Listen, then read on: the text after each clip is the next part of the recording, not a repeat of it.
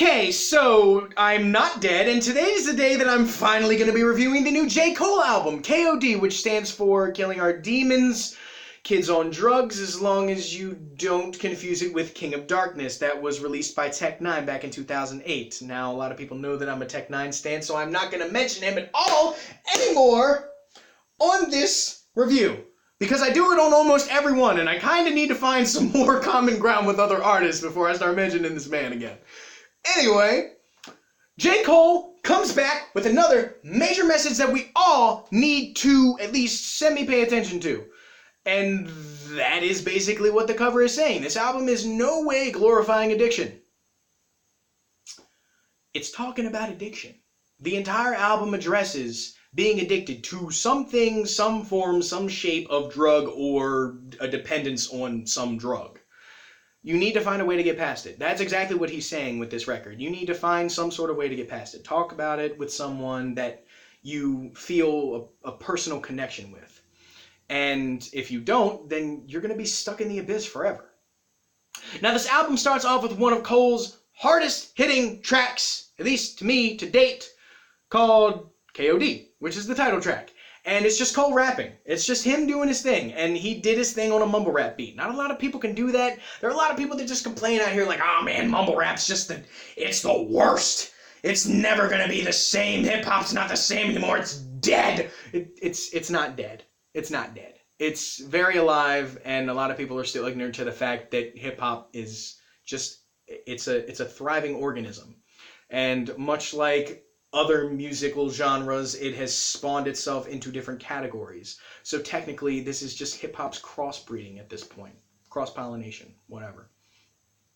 Now, the intro and title track go into the most interesting track on here, I'd have to say, at least topic-wise, because it hits home for a lot of people that are involved in social media and have this sort of overly built attraction towards people on Instagram and so on and so forth, the Snapchat, whatever you guys deem to follow or seem to follow that's acceptable. Photograph. This song is basically talking about being just sucked into a thirst trap, and you're not going to tell anybody about it because this is yours. And if you shoot your shot and your shot misses like a brick, sorry, Charlie. That's pretty much it. I feel a lot of personal resonance with this, mainly because I was involved in mobile dating for a while, and holy cow, mobile dating apps suck. They really do. I got lucky as hell.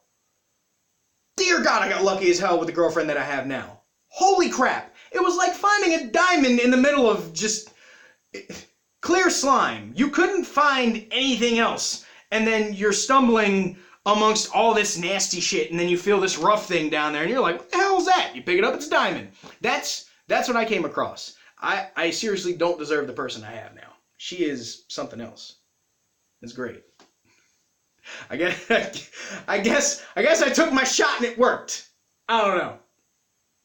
Anyway, one of the main singles off this album that was released the day of its release is ATM, which is saying how money can solve all of your problems as long as you solve it as quick as you get it. Work and then pay and then die, which is definitely not the message. That's not the message at all. The message is saying that a fool and his money soon part ways.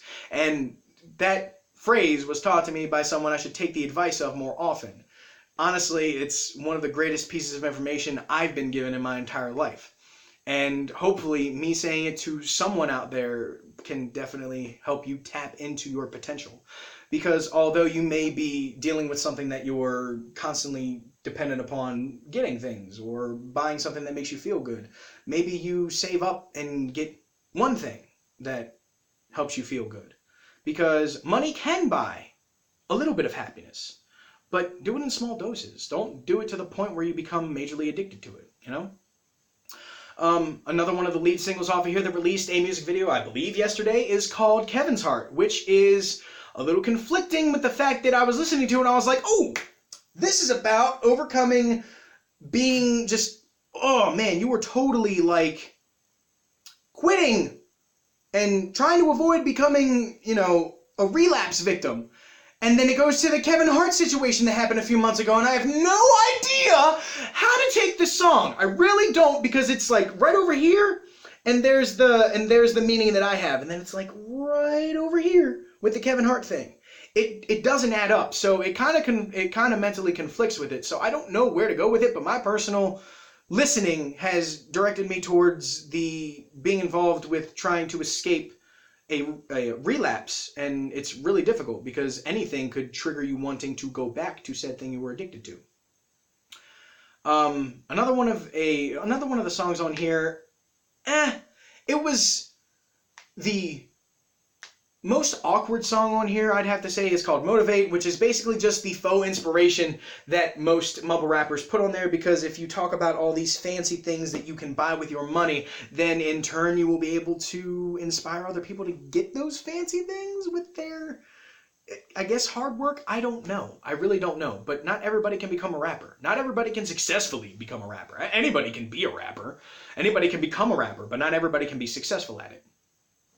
Another one of the heavy hitters on this album is called Once an Addict, which is just an interlude, but it's long enough to be a stinking song. It's a song about J. Cole's mother, dealing with the issues of his stepfather fathering another child from another woman, and it's the issues that his mother dealt with, alcoholism, and there's not a whole lot talked about here. It's just J. Cole talking about, man, I regret not talking and just saying anything to my mother.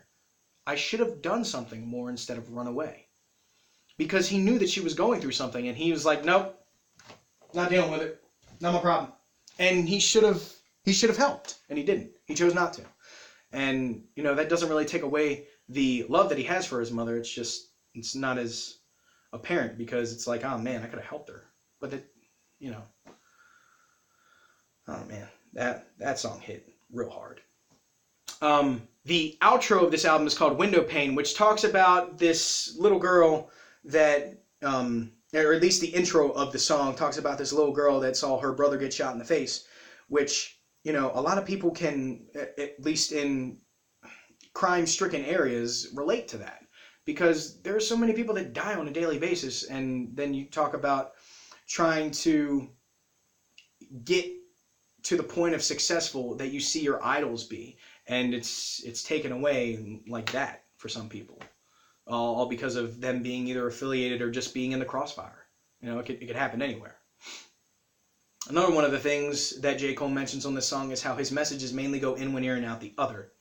And I can personally understand that, because a lot of people said that For Your Eyes Only was one of his worst albums, and I highly disagree with that. It was one of his greatest albums. I really, really think it was an amazing album, because not many people can take just one specific event of their friend dying and telling them, tell my story to my daughter, and make an entire album off of it with only 2 or 3 songs reflecting upon yourself.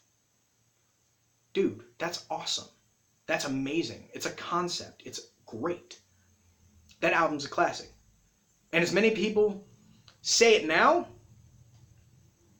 and a lot of people that have said it in the past few days, a lot of people don't like this album. Really? It provides a message. It's great. It's amazing. It's honestly a classic. That's just me. The last song on here is Lil Pump's diss, and holy crap, I'm just gonna get real with you, Lil Pump. You suck so much. On a scale of 1 to 10, you are at a 50 on the sucking scale. This man tried to educate you. He tried to let you know that although you were young, you are allowed to make this kind of music. Everybody made this kind of music. When I started making music, I made stuff I sounded like I was whispering on the microphone. I sucked when I first started. If there was a graph of some sorts, it would be like, this is how much you really suck when you start out. And then all of a sudden it's like, hey, you suck a lot. You suck a lot when you first start. Holy shit. Like, that much. And my hand is out of frame. My lower hand here is out of frame. That's how much you suck when you start. No one comes in perfect. No one. And you still neglected to understand the message that this man was giving you, and you're like, I'm only 17. You can't tell me nothing, old man. You suck still. And you're just trying to educate me. Oh, God. You're so stupid. You're so stupid. Another one of the main things that J. Cole was trying to tell to your audience, you ignorant, young dumbass, is that the audience is mainly comprised of white people. White people. What's wrong with you? You can listen to anyone in the rap genre. I don't care if you just listen to white artists exclusively because you don't understand a black artist's struggle. Totally cool with that. You can listen to Lil White, you can listen to Jelly Roll, you can listen to Chris Webby, you can listen to Evidence. I'm pretty sure he's white. You can listen to Slug. You can listen to Cess Crew and just one half of them being ubiquitous. You can listen to Ritz. You can listen to Yellow Wolf. You can listen to anyone in the rap genre that is white. But holy freaking cow. You don't go into rap, you're like, man, this song's great. Gucci Gang was awful. Anyone that says that song is fantastic literally needs to get their brain checked.